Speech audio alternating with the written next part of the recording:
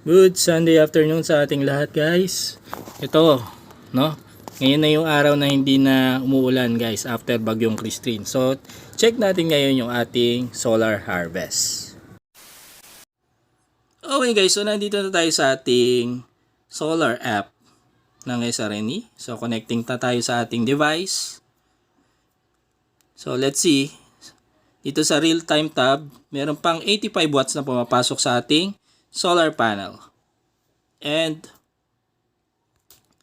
check natin ngayon yung ating harvest sa history. So as of this day, battery, then charge.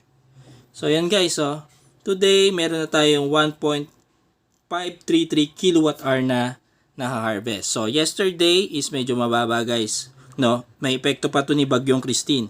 Around 0.367 kilowatt hour lang. Pero pansinin nyo guys, itong October 24, no? Zero, no? Wala tayong harvest dito October 24. Tsaka itong October 23 kasi talagang ulan to guys, no? Halos hindi na sumikat yung ating araw nito kasi madilim yung ating kapaligiran that time. Ayan oh. Epekto pa yan ng ating Bagyong Christine. Kung bakit mababa ang ating harvest.